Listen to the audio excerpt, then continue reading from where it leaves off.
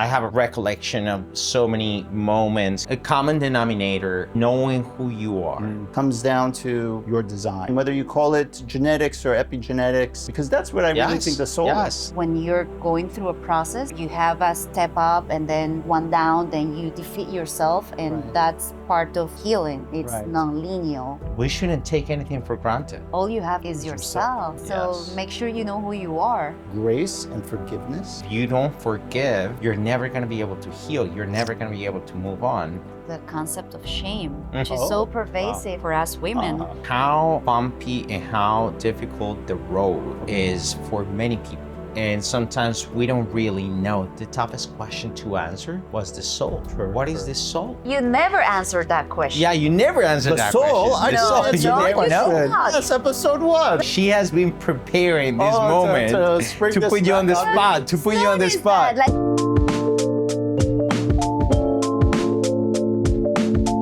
Hi friends, we are here again together, and this time for our season finale.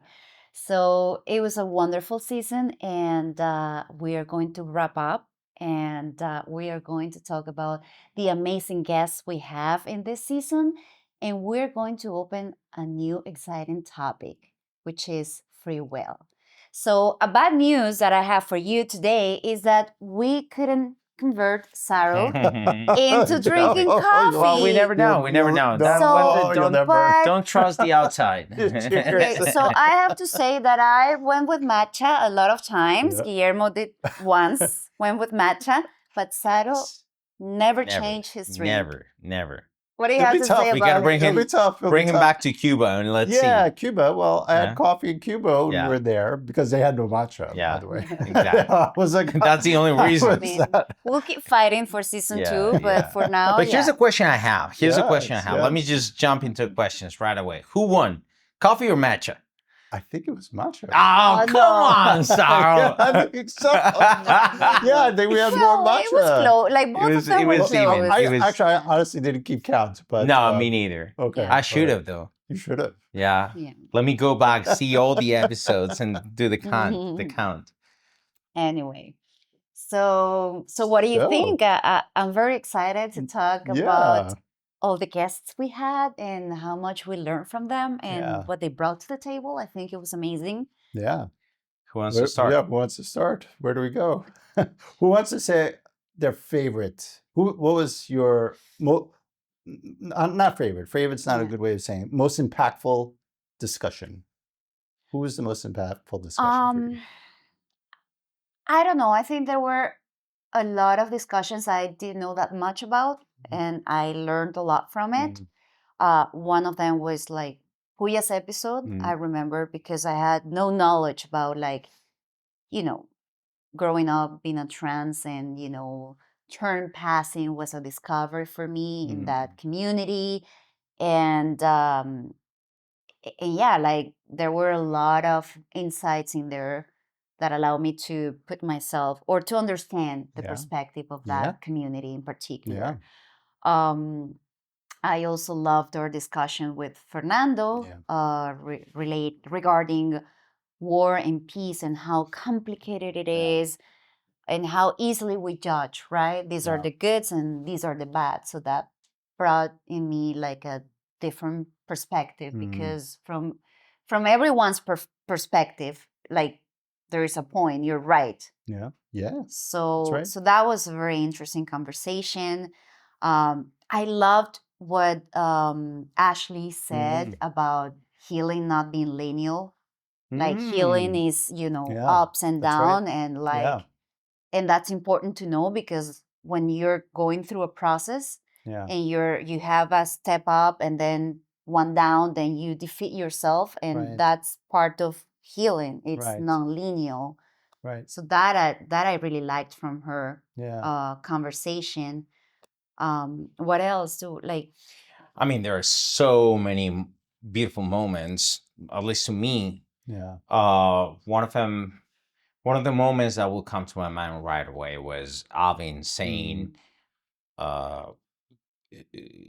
when he was sharing with us the conversation that he had with his therapist. Oh, therapist. Yeah. Okay. And when she said to him, Yeah. what makes you think that playing by the rules guarantees success? Yeah. And that is so powerful. Yeah. Because, you know, that is so true. And that's what we all do when we live in society, actually. I mean, we play by the rules. And I'm not advocating for breaking the rules and just, you know, do whatever you want or creating chaos. All I'm saying is that we shouldn't take anything for granted.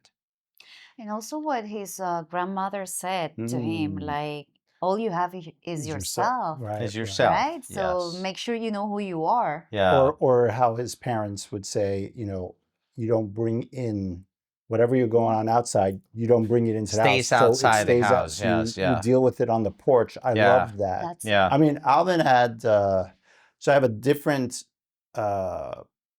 reaction to the Alvin conversation because he's such a close friend of mine. He's like a mentor anyway. So a lot of the stories I heard, but not like this.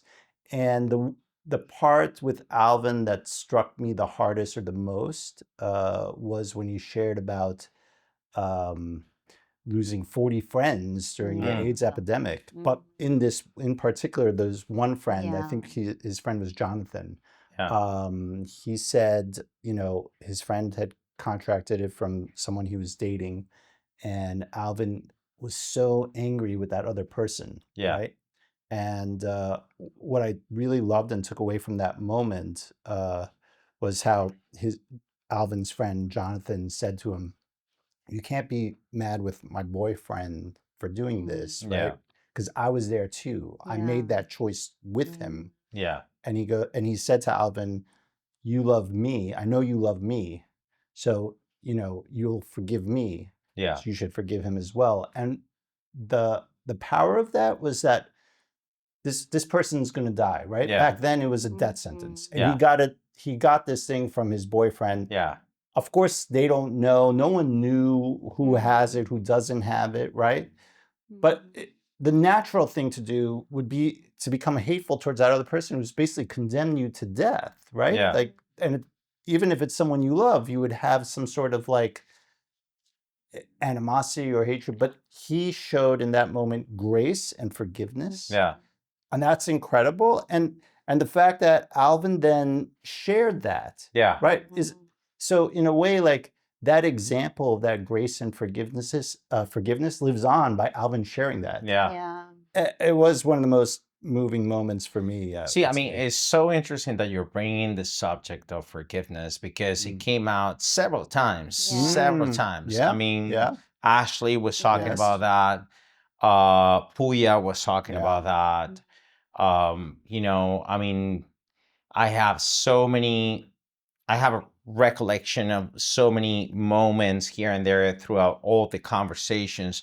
And it seems to me that is an important element, is an important factor in the growth of any human being. If you don't forgive, you're never going to be able to heal. You're never going to be able to move on.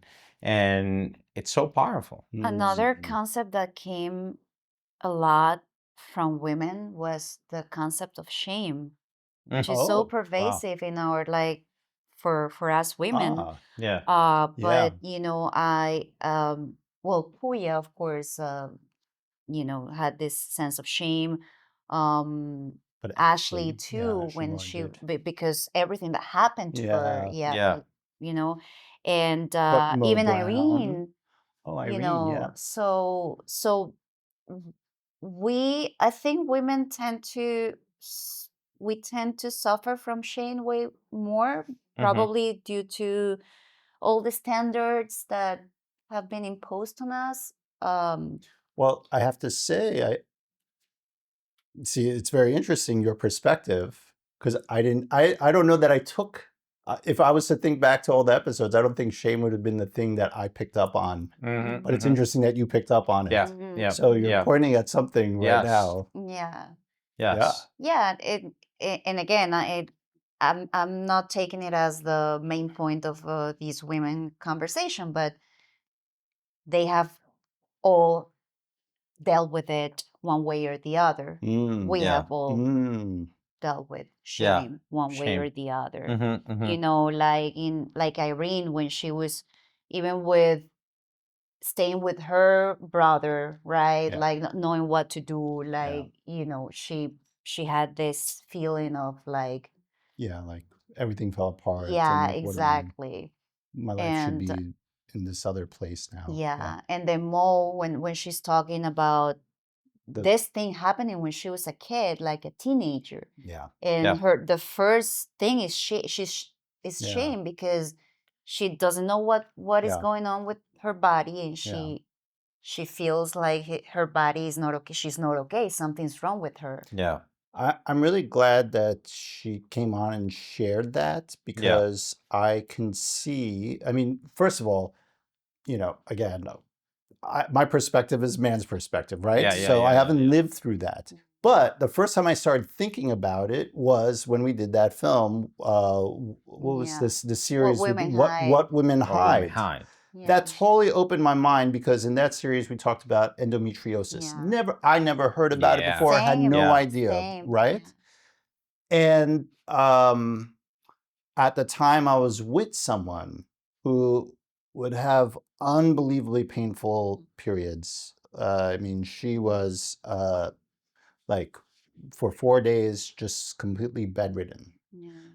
And, I didn't think that was weird, but I was like, okay, maybe that's what happens during periods. Like maybe, and I would go get painkillers and all these things. And so then when we did the episode for that series on endometriosis, and I learned like it's not supposed to be that painful. Or like in Mo's case, she talked about the amount of blood that she was losing, right? Like it's not supposed to be that painful. But when you're a little girl, right, as I can imagine, with the shame and stuff, what do you know? You're told by your parents, like, yeah, it's gonna hurt a little bit, and you're gonna bleed a little bit, and so you don't know what's normal. Yeah, but even today, like I have a couple of friends that have heavy periods, and that they wouldn't go like 4 days like dead, but one day at least they are gone with pain. And again, we all grew up with some people get it harder, and and it strikes some women differently. Like, and I don't know if that's normal, but they say it's normal. Like they say everything's okay with them, but it's just what happens. Is it really normal, or it's just like so these conditions are so brand new, many of them, that like endometriosis, it's brand new, or it's newly discovered. Because it's not brand new. It's maybe it has been there forever, but we didn't know about it. But for instance, Mo is not into is adenomyosis, which is a similar. But that's what I'm saying. Like similar. That's to like in this show is the first time. Yeah, mine too. See, I mean, to me, just changing gears, something that was very surprising to me was two things. Number one, how bumpy and how difficult the road is for many people, right? And sometimes we don't really know that because we're just judging from the outside, from what we get to know from that person, or when we're meeting them at this point in their life. We don't know. Exactly. We don't know what happened before, what brought him here. You see somebody successful like Alvin, for instance, see Alvin and you think that he has always been successful. And when he opens up and he lets you see the kid that he used to be back in the past, running around those fields in Florida with no food, no nothing. I could picture every single stage of his personal journey, the way he was describing when he went through financial roughness, right? Because he was using a different credit card for every single gas station, for instance, or when he was going through the AIDS crisis with his friends. How many experiences life provides in the journey so we can maybe learn, maybe get better, maybe overcome obstacles. And right? there was like, but I'm so sorry, but that was one thing. Just to finish with my point. The second thing that was also very surprising to me was that in most cases we were asking questions, we were having a conversation, right? And we have very talented people in this podcast, right? Directors, actors, you know, intellectuals, you name it, right? But almost in every single case, the toughest question to answer was the soul. Well, yeah, sure. What is the soul? I don't know that anyone Which has that leads answer. me to you never answered that question. Yeah, you never answered The that soul? question. I The didn't soul, answer you that never know. question. That's episode 1. No, No. Yeah, you said there is this theory and there is this theory, and therefore there might be something in this theory, but you never took your own definition. And but I gotta gave the confess three- something. I I gave gotta the three confess words, something. though. She has been preparing this moment to spring to this put you on the back on me. spot. To put you on the Notice spot. that, like it's like this Yeah. is fair. Everybody answer, and you were very scientifical and very like like I'm not gonna get involved. He played that Yeah, safe. yeah, he played yeah, he everything played very it safe. safe. Yeah. I think she's right. If you look, I didn't tapes. realize. Play the tapes. Go to the Yeah, tapes. exactly. So- Go to the tapes. Go to the Exactly. tapes. And you'll We'll see put it it. here in the Yeah. descriptions.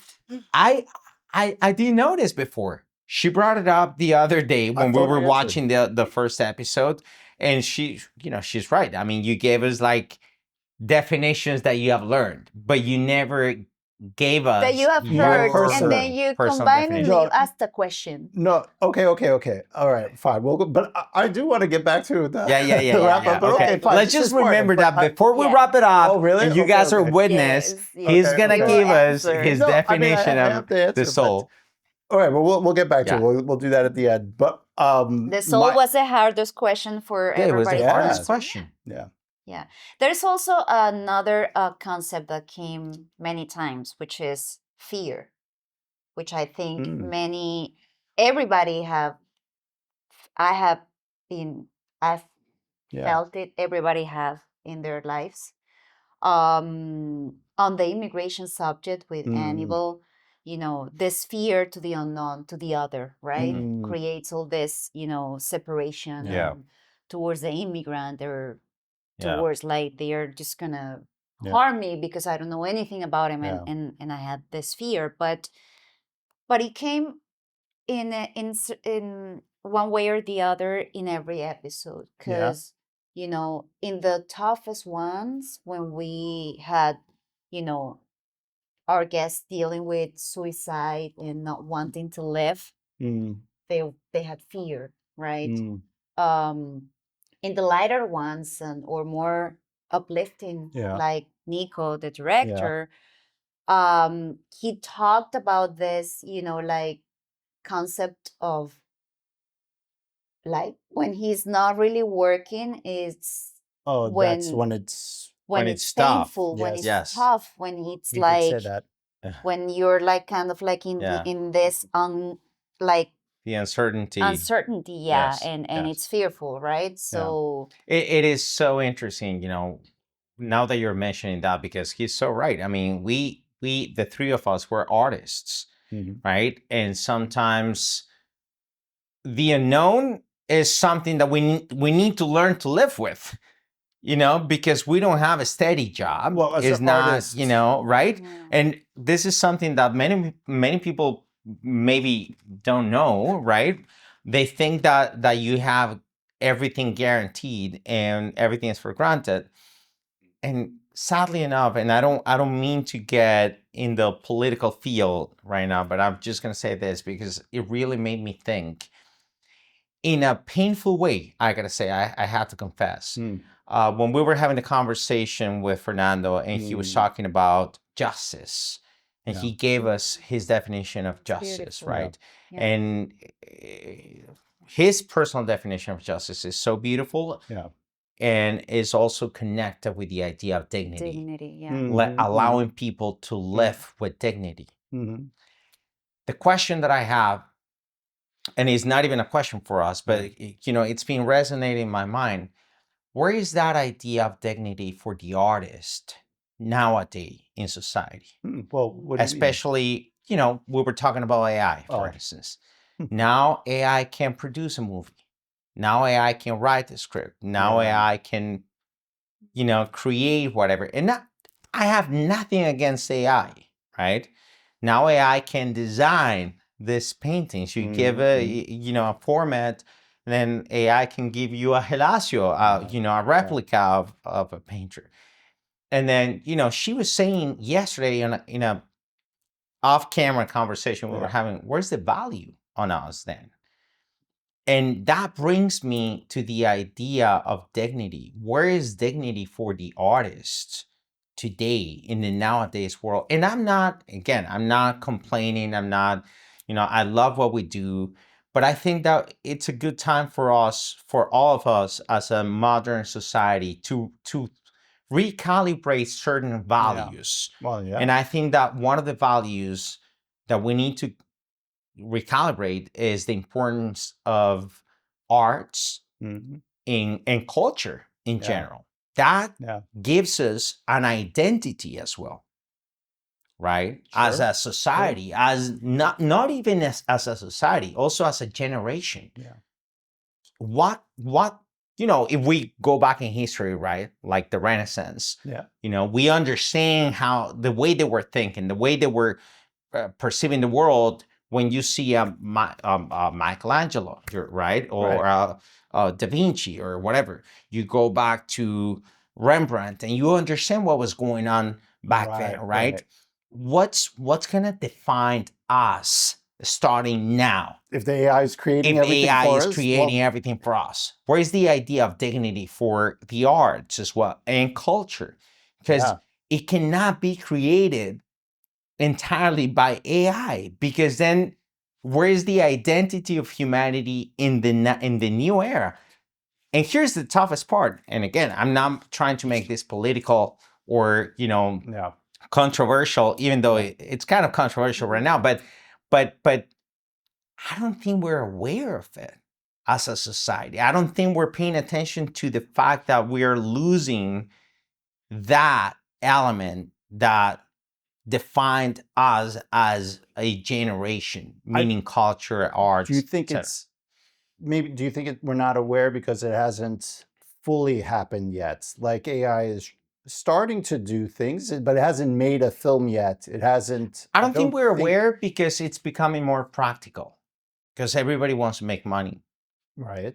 And everybody has to make money, right? Right. So I don't think we are aware, because if we need to get something written right now, we'll give it to ChatGPT and we get it back from it, right? Because if we need a new design, we're not gonna be hiring somebody new. We just get it and we want to put it out there. Still, at the same time, and this is crazy because it just came up like to my mind right now. At the same time, all guests that we had in this season, they came here, like Ashley came for trauma healing and how she advocates.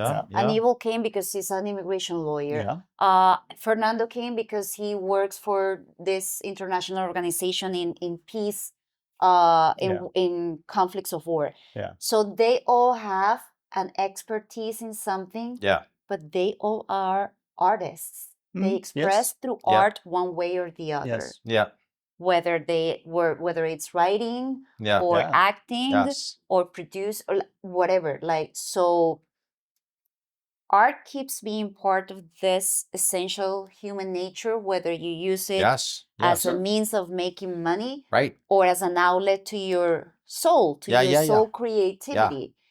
And it reminds me of Jonathan's comment when he said, he said something about he recognizing from the moment he was a child, like he can pinpoint when he knew that theater was his thing. He saw a play. And he saw a play with his father or an opera, and he sees his father crying. And he makes this statement that most people who are clear about his passion or his thing would have that moment back in his childhood. Memory. He was being who he was. It was like he was Do you guys have that moment where you realized, and like, do you have it in your mind clear? Like, were you? I do. Me too. I'm like, yes, I do. Do you want to share yours? When I knew I wanted to be a cinematographer? Yeah. What I can say is, when I look back, I think I was always interested in light.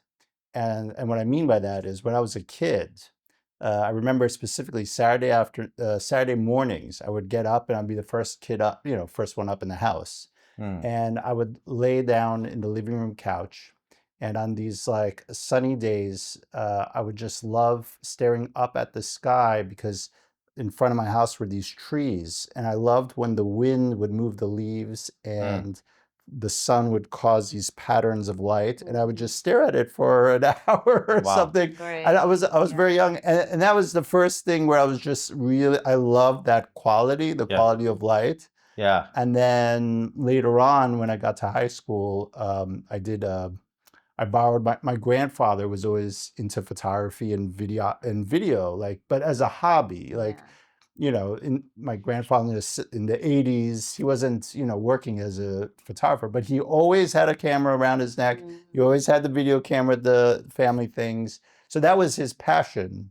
And I probably got that from him, probably, right? And so when I was in high school, we had the opportunity in one of the classes to make a movie instead of doing a report. And I chose to make a movie.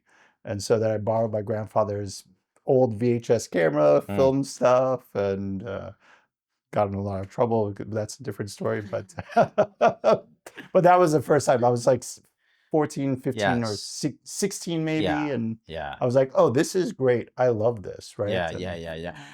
Yes. I mean, I remember when I was 6 years old, and I always talk about that moment. I was, I watched the movie Awakenings with Robert De Niro and Robin Williams, and I was so moved by it. Yeah. And I was watching it with my parents, and I turned to him afterwards and I said, I want to do that.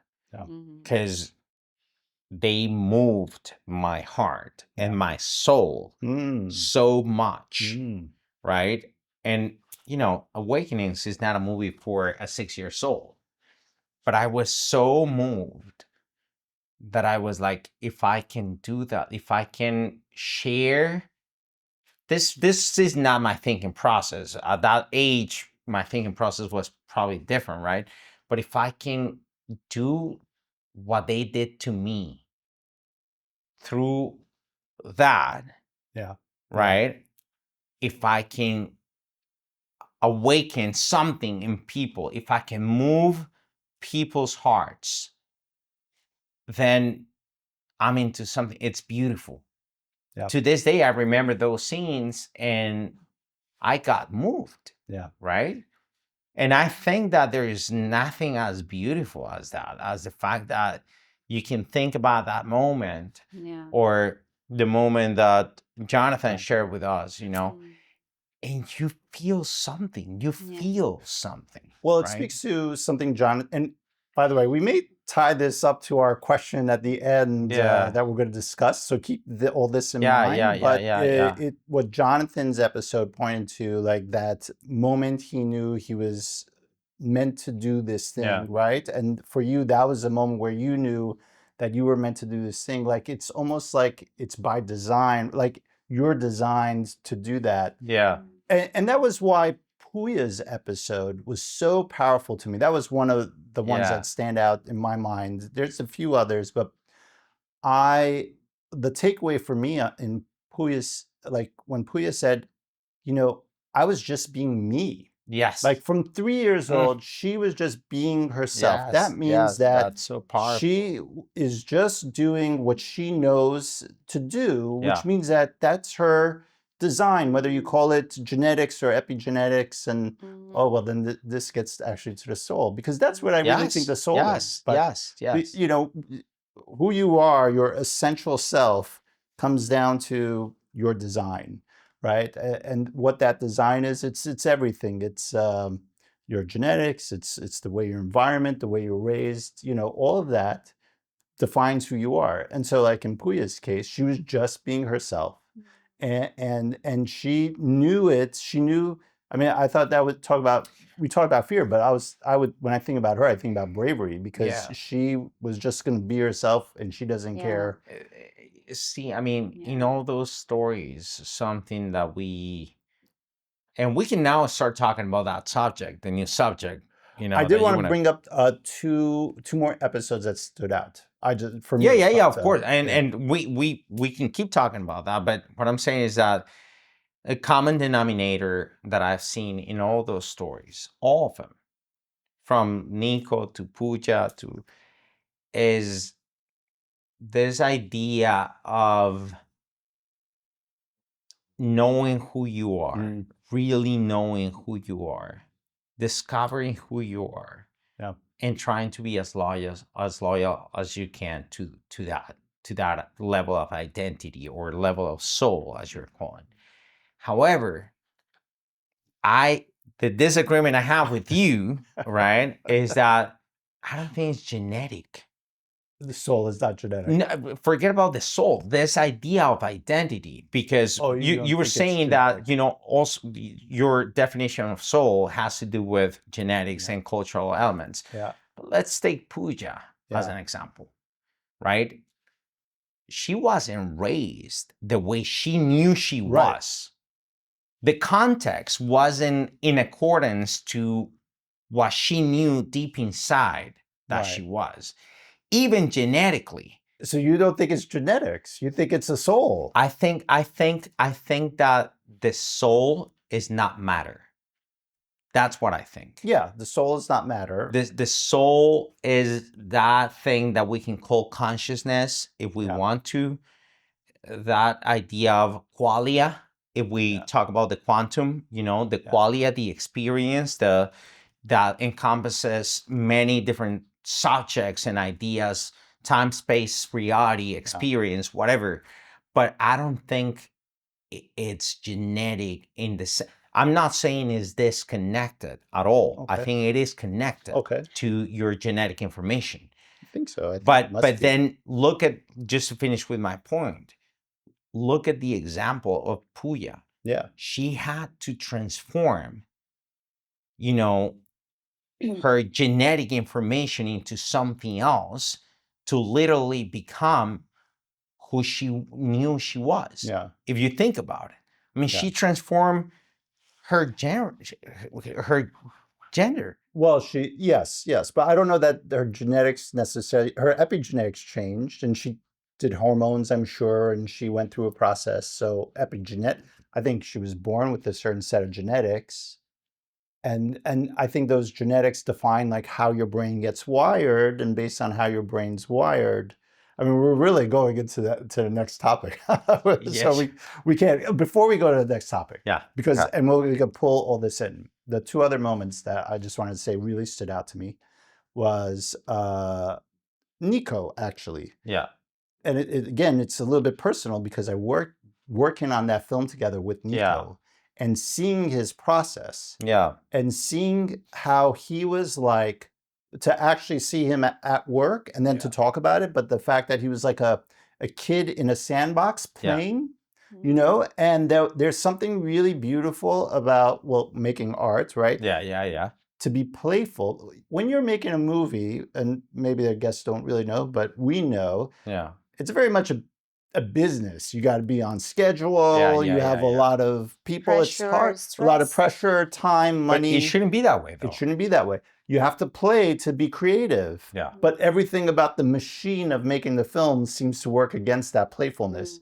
But he kept that playfulness, and he talked about it as like finding the joy and being open to the. But again, I mean, speaking of Nico, it wasn't always like that. That's the cool part. As we discussed, which I had no idea. You knew him, right, Zair, before, and you saw the other side. So that's so cool to imagine that you can change still 100%. Later in life. And that's the beauty of the journey, right? I mean, when you revisit the way you're living your life and doing the thing, I mean, in the now and here, the here and now, present moment, because that's all we have. Right? It gives, like, to me, it gives me hope to know that we're not fixed, that we can move and evolve. Yeah. Now, how much of I that mean, is free will or not? No, I think we have to now. We're starting to get to. Did you have another point about that? But I want to bring up one other conversation before we go to free will. For sure. So, all right, we're letting the secret out a little bit, but Fernando's episode, that was the one that stuck out to me the most. And for two reasons. One, it gave me hope. And you're starting to talk about the hope. But I have to say, with everything going on, it's easy to be disheartened with the way society's going and things. And so I've been asking myself a lot lately, like, what are we, like, as humans, what are we that we can so easily turn back to anger, rage, be hurtful? Like, what are we? Are we just still not too far from removed from our primitive selves? Like, we haven't evolved. And he gave me hope.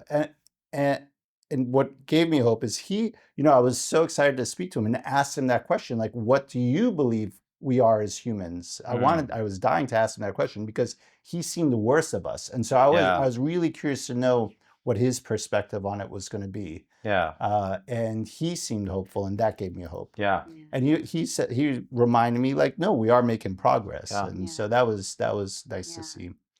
And the other thing that was super interesting, and then I'll ask you about this, but what struck me was I was actually having a pretty hard week that week. It was just a bad week. Well, like, I remember when you just arrived, we were having that conversation because it seems like that week for all of us, it was tough. And what I remember was that, so I had a bad couple of days, and I was a little bit down, and then we did the episode. And when we're here and we're filming and we're doing that, and we have a guest, I mean, you really have to be committed and listening, and so everything that's going on in your life, it's out, right? You're in this moment. It's like Alvin's thesis,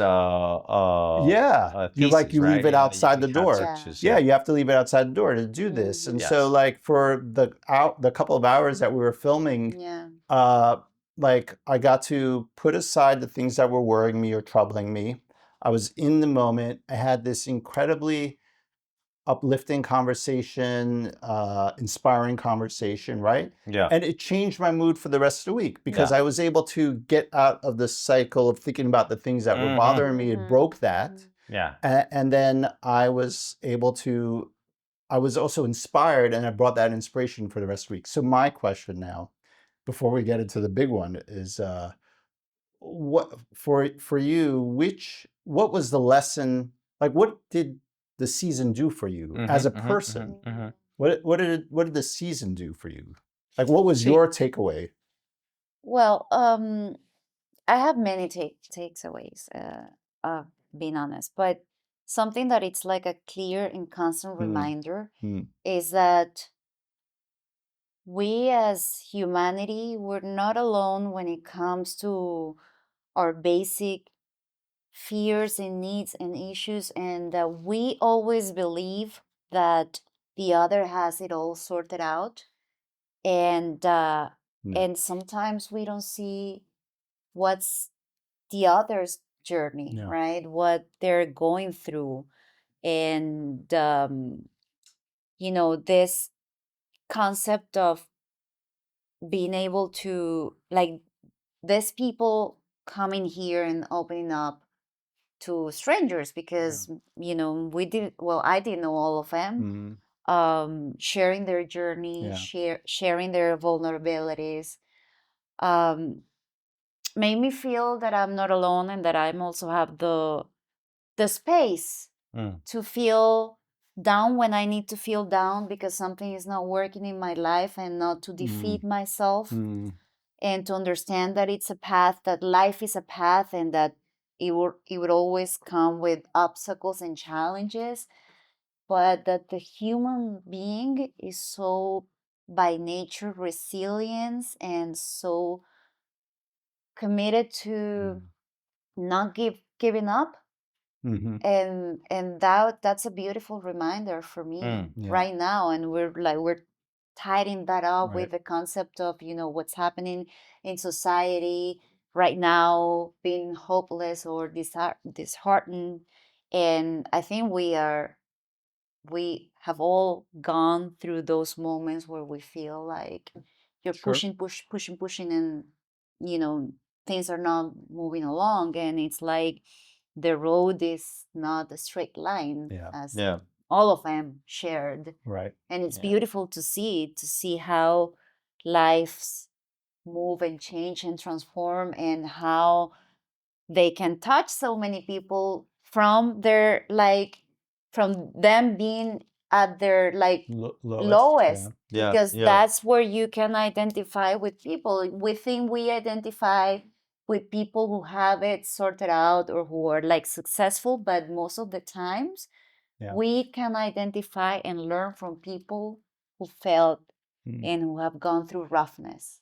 Right. And that was actually, I would say beautiful. most of the times we identify with people who have failed and and who have found the strength. It reminds us of our humanity and that we're all here for the same reason, to be happy. Yes. Yeah. Simple. Yeah. Everyone's just trying to find happiness. The other day I was I was listening to Sylvester Stallone. Ooh. And he was saying, listen, I'm interested in the stories of the comebacks. I'm not interested in the stories of the success. I agree. But, how do you come back? How do you come back from roughness? How do you come back from toughness? How do you come back from failure? How do you come back? And he's so right. If you think about it, all the stories that he narrates, from Rocky to Rambo to you name it, is a story of a comeback. Yeah. Somebody who falls or fails badly. Yeah. And how are you going to come back from that moment? And guess what? That's life. Yeah. See, I mean, to me, answering the question, I'm going to be very selfish. Okay. Very selfish. All right. Right? This has been a gift to me from my perspective.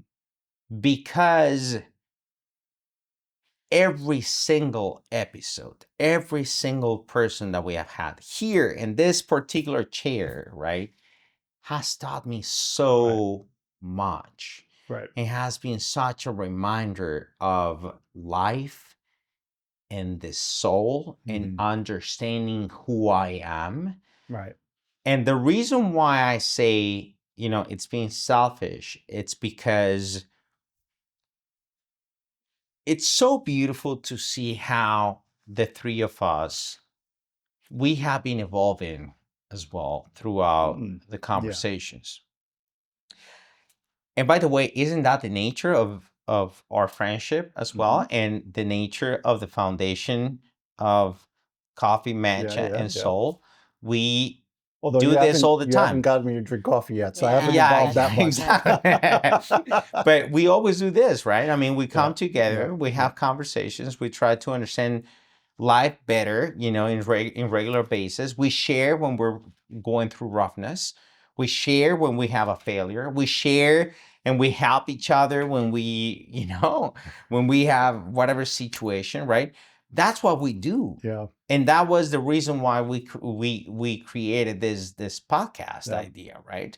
And I gotta say, to me, it has been such a beautiful gift because and it feels so selfish because, even though I know we are doing it to share it with the audience, every single conversation has been almost like, this is what you need to hear today, right here, right now.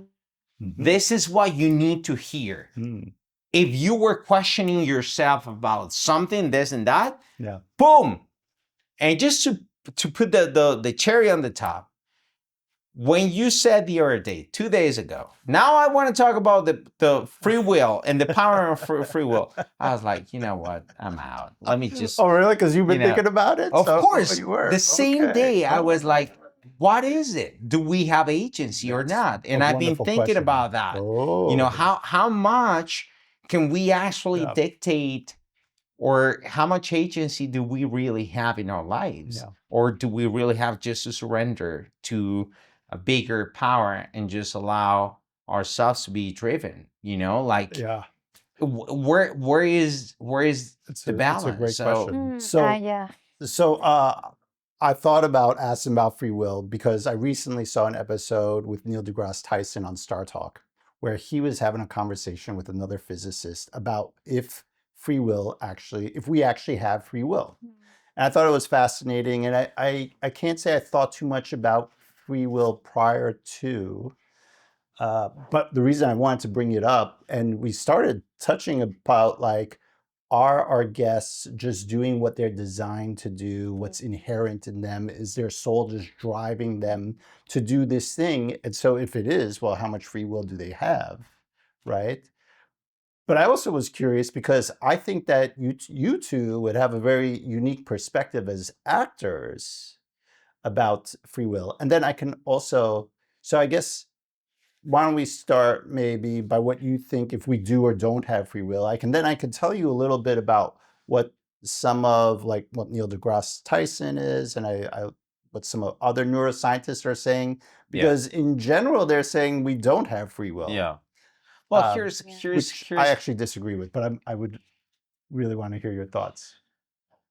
Do you want to go or should I go first? Okay, so there are so many different ends to tie or to bring together, and I love it. You were talking about acting. I always bring acting on the table when talking about philosophy or when talking about life, because humanity because I think isn't that what an actor really does? You need to really get in touch with yourself, and you're understanding not just your character, right, but you're having to tap into yourself to bring that character out. So you're working on controlling your emotions, and you're working on everything. You're working on controlling, taming your soul. Pretty much. And so I think an actor understanding everything has a really unique perspective. Yeah.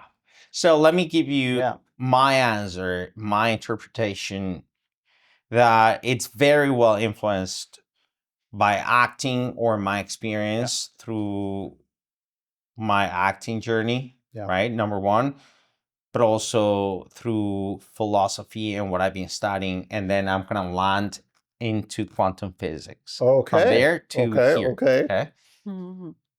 When I started studying acting, I was 12 years old, really, when I started like paying attention to it. And the first book I read was An Actor Prepares by Konstantin Stanislavski. I was 12. I was 12. Yeah. Wow. The maybe the second or third chapter, I don't remember exactly, is a chapter where he's talking about what he calls three inner forces or three inner powers of the actor. And those forces are power, faith, and mind, or what he calls mind. Faith goes in tandem with belief, or the power of belief, right? And he says, from those three forces, the first one that you need to have is the willingness to do something. Right. If you're not willing to go, if you're not willing to be, you're never going to believe that you are, and therefore your mind is never going to cooperate with you. Right. So he says, the first thing is, I want to be this character, this person, and I believe that I am, and then my mind will follow, lands into it. Those were the three principles in that chapter, right? When I read that, my mind went bananas. I was like, what is he talking about? And then that was the beginning of my journey as an actor. And then, I started to study that deeply and whatever, to this day, I always go back to the basics, right? Then here's the other thing that happens when you're an actor. Yeah. You have the free will, you have the belief, you have everything. Then you show up, you go on stage. Right. And you have to let it happen. Right. You're reacting though. Here's the thing, not just reacting. Okay. You have to allow it. Right. If you push for a second, if you push to get to the destination, if you push the emotion, if you push the feelings, the emotion, the whatever, it's going to be artificial. It's going to be real. artificial. Right. It's going to be really bad. Yeah. Yep. Because you're not in the moment. Right. So in a way, you have to forget everything you have been training yourself into and just allow it, let it happen today in this particular moment. Right. That brings me now into quantum physics, right? Okay. And my craziness, right? Quantum physics is based in the idea, or it is not based. Let me rephrase that. We got to quantum physics through relativity, the idea of relativity, and the principle of uncertainty. Yes. That was the first thing that came about. Before relativity, the principle of uncertainty. Then relativity states the fact of probability. Right. So in other words, we're never going to be able to measure the electron or the position of the electron in the wave. Pretty much. I don't want to get too complicated on that, but basically what we're saying is, you know, we can give you a probable measurement of the electron moving in the wave, but we're never going to be able to measure it exactly. And then that opens the uncertainty factor. Right. So that means that we're never fully in control. If you think about it, we're never fully in control. Today, I was listening to a beautiful interview in the morning. And this guy, he's a physicist, and he was raising that question. He was saying, listen, this is quantum physics. There's probability, right? And if we're never really in control, then where is free will? Right. So you're saying that because there's chaos in the system, right? That it's not uniform. You can't say exactly where it is. So that chaos gives the ability for free will? No, not necessarily. What I'm saying is that, you know, in the universe, you have entropy. You have entropy and you have order. Yes. But they go in tandem all the time, right? From entropy, let's take a black hole, right? You have entropy, right? And then from that entropy, there is order. Well, isn't entropy everything spreading out further and further, and you're losing energy and heat energy? Exactly. But then the entropy in the black hole creates the, you know, basically the hole. Creates the what they call the wormhole, right? Which is the connection supposedly between black holes. Right? We don't know. We don't know. That's a theory, right? But all I'm saying is that let's take the creation of the universe as well, or the creation of matter. Right. Let's take birth. A new baby coming in, right? Yeah. When you take a look of what's happening, you know, right, inside when we are in gestation, right, we're coming from entropy. There is no form. There is no physical form. And then you become a baby, right? And then you're born. And then you have, in a way, entropy. You don't have consciousness. You don't have a rational, linear thinking process. You shape that up, right? You came from that entropy, and then you shape it up to then destroy it again and go back into entropy when we die. Well, right. Well, that's how I understand entropy. I guess I could see it from before you're born as entropy. I mean, entropy is the chaos, right? It's in a way, if we wanna call it that way, yes. Because even in entropy, there is order. I mean, which is like the crazy thing about the universe. So your point, like tying it up with free will, my point with free will is that there is always this idea of probability. And that's a statement that quantum physics suggested. We're never going to be able to measure, even when we try through science, and nothing against science. I know that you're an agnostic and you love science. I do. But we pretend to measure everything through science, Yeah. and it's impossible to. The basic principle of uncertainty of Heisenberg is the fact that we are never going to be able to measure the universe. Never. So with free going will. back to free will, you can put your side. I think that there is collaboration between you and the unified field if we want to stay in the idea of the quantum. But quantum physics is probability. So it's the idea of the coin flipping. I mean, this is not something that I'm making. Yeah. You can flip the coin, right? And you can have the will of doing something, or that coin landing the way you want to, but it's going to depend on all the different elements around. It's going to depend on the. So we don't have free will according to you. We have a cooperation. That's what I think.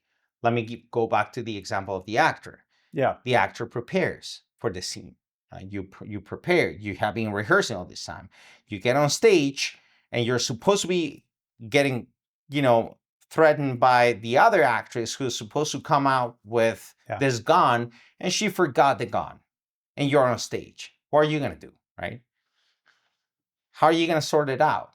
Right. So what do you do? What are you relying Whatever on? happens. Whatever happens. So But is you that have free to- will, or is that just reacting? I know. I think that you have a structure. You know that Yeah. the story has to keep moving in that direction. Right. You got to put the free will. Yeah. And you got to respect the character in that situation. I'm bringing the idea of a stage because everything is a think it's a stage. good- When you're making a movie, you can cut, call back, and whatever.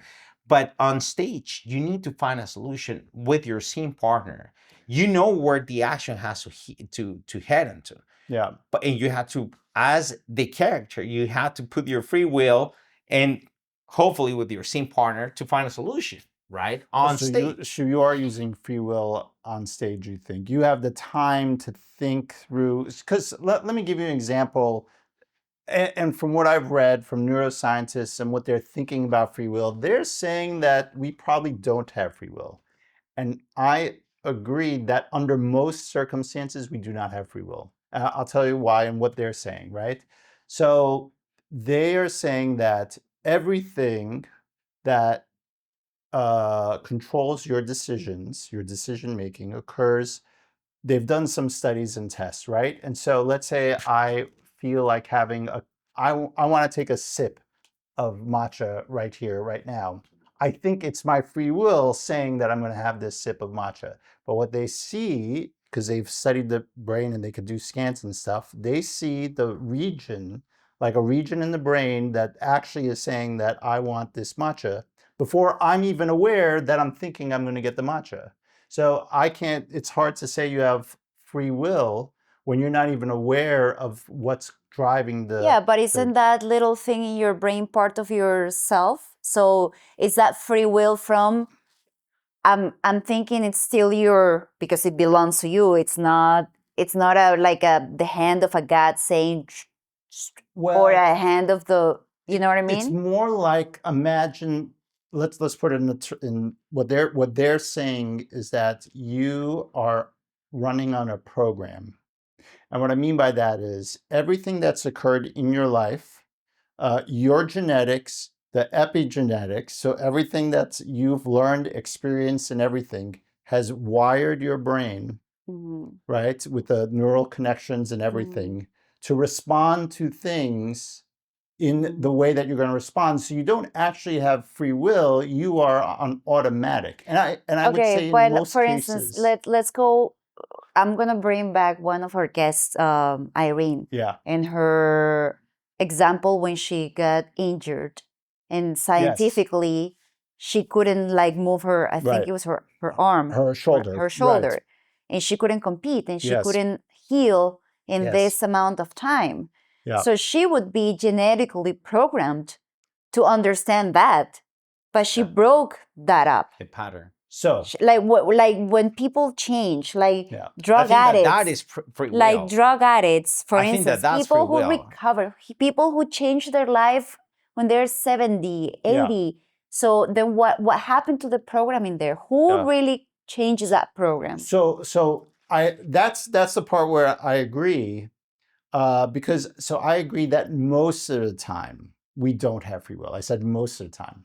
And what I mean by that is unless you're aware of your programming, right? Unless you're aware of the choices you're making, then you're just going to keep doing what you're designed to do, what you're conscious, because you're unaware. So when I think, so the difference that I have from, let's say and this is from my own experience, but from the theorists and the neuroscientists, is that I think free will happens in this moment. Like, I'll give you an example. What I mean is, I don't have to make a choice right now, right? So let's say I say to you, Guillermo, Zair, what do you want to be 1 year from now? What do you want to be 5 years from now? So it's not something that you have to decide right now and act or react. You can take a step back and think. And you can now, like in Irene's case, she had to take a step back and be like, what am I going to do with the rest of my life? They're telling me I can't train anymore. What am I going to do, right? So in that moment where you're not doing something and you have the time to think about the course of your life, now you can make a choice that isn't necessarily your program. So, and I'll give you a further example. If you accept that you behave according to your program, right? That you're programming. If you take a moment and say, what do I want to be 5 years from now? What do I want? What kind of version of myself do I want to be? And then you make the decision that I want to be this. And so now you're making a choice, and then you start training. You take the steps every day that you take the step to be that thing. You're rewiring your brain. You're changing yourself. And that is, I think that's free will, because... But to me, that's neuroplasticity more than free will. It is neuroplasticity, and that's but it's a choice. Epigenetic and neuroplasticity. And I agree with you. I mean, it's a choice. Yeah. But I also believe that, free will happens in the present moment when you have to make decisions instantaneously. I think it's less. I don't think so. Let me tell you why. Fighting. I know. I was going to bring up fighting too. That's a perfect example. Fighting is you have a split of a second to turn things around. Yeah. Right? And you recognize the moment, or at least I recognize the moment when I'm like, when and you are in that situation and you say, I'm not going down here. Right. And then you find a way intuitively to turn things around. Yeah, but it's coming from free will. Here's the thing that I believe we're missing, which is intention. Because at the end of the day, I think that free will is connected with intention. You know, and the intention is coming from you, whatever you want to call you, your soul, your awareness, your perception. To me, I see free will through a different scope. Okay. Like, to me, the concept of free will, that's like the question mark for me is, let's say, I am Zair Montes. I'm an actress. I'm a producer. I want to... my knowing or my true self is acting forever and, being, let's say, a successful actress and always working and creating like amazing characters that move me, blah, blah. So let's say if I don't have free will, and let's say I'm programmed by something else, and my real thing will be to be a marketing person working for a brand, and that's my thing. Your programming, your genetics. That's my... if I don't have free will, and that's what I will have to be. Yeah. Will my wish and dream be able to be a reality in this world, or I would default to what is that the universe is having for me? So they can would I say, change that? Can I just, change my path completely or not? I think you can. I think you could change. So if I can, then we have free will. But again, do we? So or or not. But that's what I was saying. I mean, I think that, it might sound, cliche what I will say, but I think that there's collaboration between you and the universe. You put your side, and then you get feedback, and then you have to navigate through it. I think that everything happens, in my opinion, every creative process, whatever you want to call it. Let's create a podcast. Let's create a painting. Let's create something. Everything happens because there is free will, because there is intention. Then you have to navigate. Yes, I want to do this, and I'm doing it, and I feel it. As you said, I feel it, or as we have learned from all the guests that we have had, right? They knew, all of them, they knew who they were. Pooja is the clearest example. Knew Pooja, she knew who she was. Right.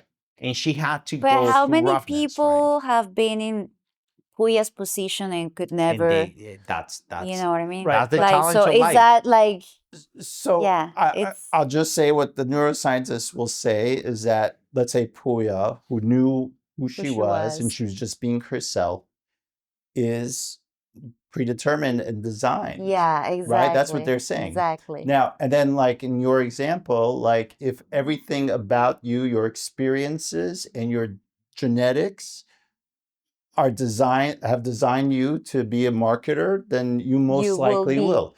But whether I want it or not, that's my whether you're not, yes. That's how I understand the question. That is what they're saying.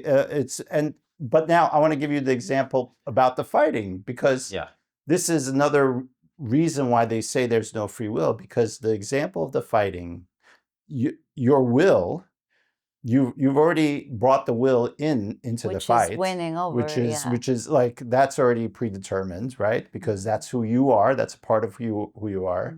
And then in the moment, and this is what that's the examples they use a lot. They always think about it in this moment. You have no free will. And I'll say about fighting, you don't have time to think. You are reacting, right? And it's the reason you're training is to respond and react. It's very hard when you're in a fight. I mean, I'm not sure I can do it, that I'm planning something. You're not really planning. Like you would imagine free will is something you're planning. I'm going to do this and this. But no, see, you're just reacting. That's where I think that we have a different perception of free will, because I think that free will is not necessarily connected with thinking, with rational thinking. I think it's connected to rational thinking. I don't think so. I think that's when free will happens. I don't think so. I think that free will is connected to your emotional consciousness, which is completely different. Free will happens when you love somebody and you have the need to hug somebody as well, right? You have an intention in there, and it's not rational thinking. Free will happens when you have the need to rescue somebody in the moment as well. And you make that decision in the moment. It's not rational thinking. Let me give you an example. And I always talk about this because to me, that was the discovery of my free will. This happened many, many years ago. I was shooting a show in Cancun for 6 months. And this is many years ago. And, I was, every morning I would go to the beach and run like swim like a mile into the ocean and then come back, right? And it was great. We were shooting Cancun and Cozumel. Cozumel is a beautiful place. If somebody has been to Cozumel, it's beautiful and the water is very calm. So you're safe to, you can swim a mile, come back, and it's pretty safe. But this one time I was swimming, I got into the ocean, a mile into the ocean. And then when I was about to turn around and come back, out of the blue, there was a storm, a thunderstorm. Wow. And I swear, and I've told her this experience many, many, many times. I saw the waves moving and I was trying to, I was feeling, and this is all happening in a matter of seconds, what goes through your brain. Desperation, fear, this and that. I was trying to breathe and I couldn't breathe. The waves were really high. I was trying to breathe and I was getting water, and I was seeing the thunders and whatever. And then all of a sudden, I remember having the immediate sensation. It was not even a thought, saying, I'm not gonna die. It's gonna be fine. It's gonna be all right. Okay. Just keep breathing. Just keep breathing. And just keep swimming. And that's what I did. I didn't rush it. And I was like, I was little by little, I knew that I was not gonna die. Okay. If I had have made a different decision, I guarantee, or allowed the doubt to my rational thinking to get into my mind right there. Because one thing is rational thinking, a different thing is the mind. Yeah. Like we're talking about two different things. As I said, consciousness is not just a rational intelligence. Sure. Is way more. We have more. We have sensations. We have feelings. Sure. We have, whatever. If I would have let my rational thinking get into my mind, I would have doubt, and I would have fear would have governed myself in that moment, and I would have died. And I remember getting back to the shore. And when I got back into shore, it took me a long time. It was still raining or whatever. And I went under one of these shelves, right? Yeah. And I was looking at the ocean, just meditating about the experience.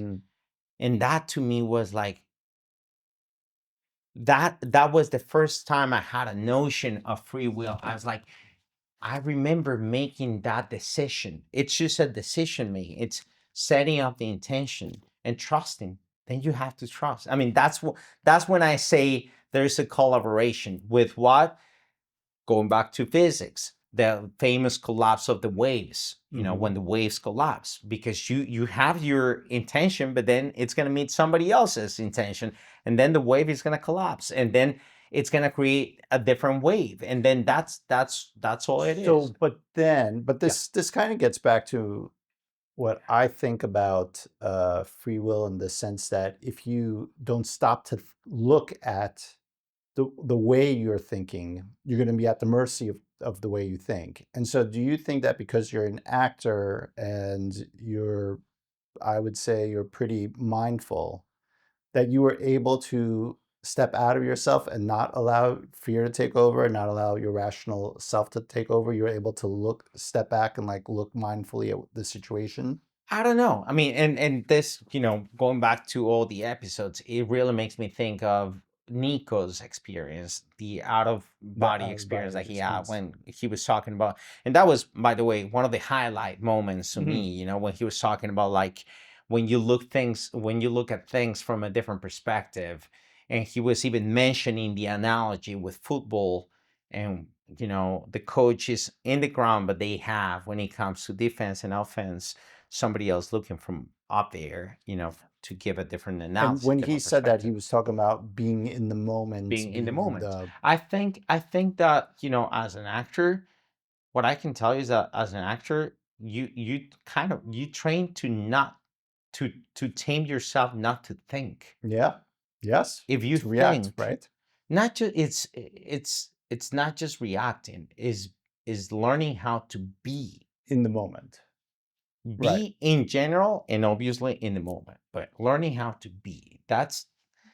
And if you think, there's a saying, if you think, you lose a game. Right. Because that's the same in the fight. If you think, you're going to lose the fight. Right. So then it connects you to so many other factors: intuition, awareness, mindfulness. You were talking about mindfulness, which is not necessarily what we think or what we interpret as rational thinking. Is way more than that, right? So once again, my interpretation is that there is collaboration. You put your decision, you make a decision. And this makes me think of a friend, Massimo. he got cancer. He got an 8-hour surgery. They were extracting his eye. And the odds were, all the odds were pointing at him not coming out of that room. Yeah.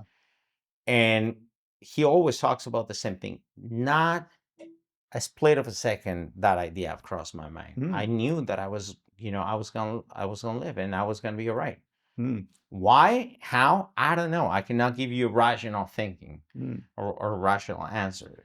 Well, I think that beyond all we know is that we don't know, right? And and we're going back to the same subject.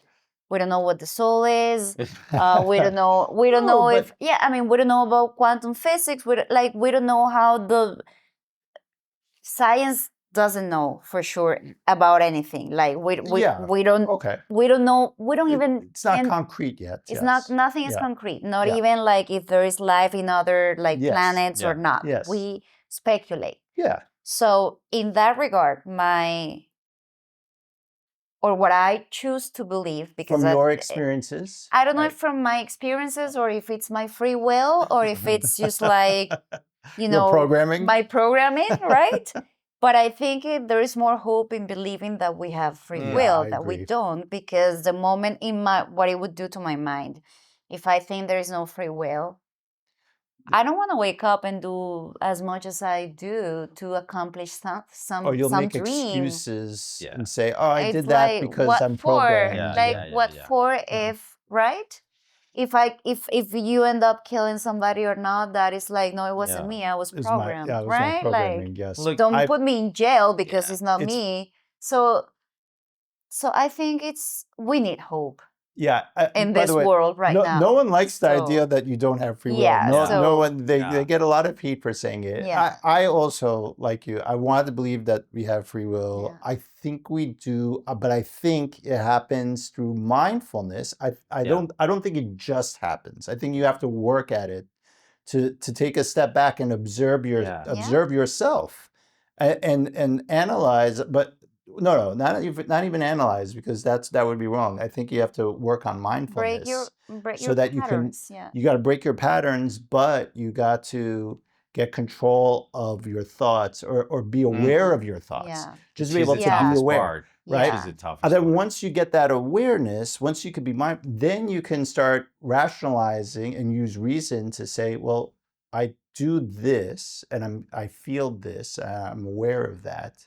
But that's not reality, or that's like, no, I know I'm feeling this, but that's not, but that's not what's really happening here. And you can then reprogram yourself. You can rechange yourself, and that's where you get free will, because you're not at the mercy of your own mind, right? Yeah, and what you have described is very the Joy toughest. Dispenza and Bruce Lipton. No, but Bruce Lipton is right about that, and Joe Dispenza is right about that, and everybody's right about that. But the reality is just put it to practice. I mean, that's the thing. And here's the thing. Here's the tricky part, because I would dare to challenge anyone, the biggest master in this world, to come here and say, I have tamed my mind 100%. Yeah, no. Because I don't think that's possible. I think that as long as we are alive, it's a daily practice. Yeah. And the funny thing is, when you think you have learned, when you think that you have it, live, or when you think you understand free will and you have the power of will, my willpower is incredible. Anytime I fix my mind and I say that I want that, but then the collapse of the wave, that's your free will. But life is going to bring something different to you. And then how are you going to react to what? Ashley said that you don't really know if you overcome something until you're triggered by it, and you react, and you know if you reacted differently or not. It's so interesting, and I'm so glad we did this first season. That was great. So we're gonna Wrap it up. Wrap it up right here, but we're coming with am I going to answer about the Yes, soul? yes. That's the Okay, but I have thing, something to soul. say to you before you give your definition. Oh. Words forbidden in your definition: genetics, epigenetics. Oh. Quantum. No, but you cannot do that. No, come on, no. I think, I think, I really believe, I did answer this because I believe the soul is our fundamental selves, right? Mm. And what I mean by that is, I mean that our soul is everything that makes us up right now in this moment. And I think that soul changes too. So what I mean by that is like, everything that happened to me, everything, my genetics, everything, it all works together to make the soul. So I don't think the soul is, I don't think it's this separate thing that connects to, maybe there's some part that's like your consciousness is, maybe some part of it's quantum. I don't want to think of the soul as that way. I like to think of it as my fundamental self. And so everything that, who I am genetically, everything that's happened to me, all the choices I made, the work I put into myself is going to determine who I am today. And then with free will, I have a choice on who I'll be tomorrow by doing the work. So what work I do is also going to change who I'll be tomorrow, right? So if I work on mindfulness, if I don't sleep well tonight, I'm going to be a different person tomorrow. Yeah. If and my soul will be just a little bit different. If I lie, cheat, or steal, maybe I do a little white lie today, and then I do a bigger lie tomorrow, and I lie again the next day. It becomes easier and easier and easier, and eventually I'll just be a liar. So my soul becomes a liar. I'm a liar at my fundamental core because I keep doing it every day, right? So it's not just that you do this action. But what about once again, I mean, let me just bring a complication, like what about somebody like Pooja who had to, in a way, I wouldn't say lie, but for many, many years pretend to be something else to survive, And I think that did something to her soul too. Yeah. It turned her into an actor, and she even said that. I had to act. And maybe that's what drew her to being an actor. Right. But I think that, I think that sometimes, we kind of satanize certain things, like don't lie, don't this. But I think that life is way more complicated than that, because I'm pretty sure that if somebody, like, I'm thinking on the Holocaust, right? Yeah. How many times somebody had to lie to survive? And it was the only way through. Yeah, there might be some more. There might be some morally good. I was thinking the bad yes. of lying. Yes. Right, but what I'm saying is that I think that I agree with you. Your soul is like your personality. That's how you see it. Deeper. I think that everything that makes you the definition that he's giving goes deeper. It's like your when I say fundamental self, it's like who you are at your core. And so it's partly personality, but it's like your programming. I think maybe you're programming a little bit, right? Okay. No, but okay, so the program. Yeah. I don't want to get into this because then we're going to be sitting here for another. I know you guys. I know you want me to say, but I have a hard time saying that it's this ghost. No. I love it. I love it. I just have, and we can actually live this.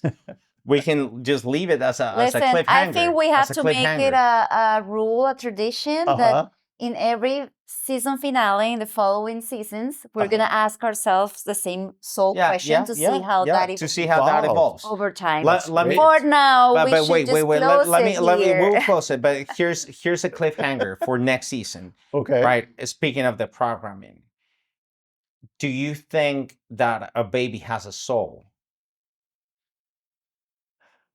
Yes, because of the yes or no? Yes or no? Yes. And there is no programming in there yet. Yes, I think there is programming there. What kind of programming is that? The genetic makeup. But you see, I mean, one thing that well, we will talk about this next season. We will talk about this next season. All right. All right. Bye, everyone. Thank you for tuning in. I hope you enjoyed this season. We have 12 wonderful episodes. Check them out, like them, subscribe, and share them. Yeah, so please leave us comments and any suggestions for future episodes. We're going to be taking a little time off to plan the next season. So we want to hear your thoughts. Let us know what we're doing right, what we're doing wrong. And yeah. Every new idea is always welcome. Thank you so much for being part of this. And we're looking forward for season 2. And special thanks to all our guests. Yeah. They are fantastic. Thank you, guys. Thank you. Thank you. It was great. Yeah, it was. really It good. was.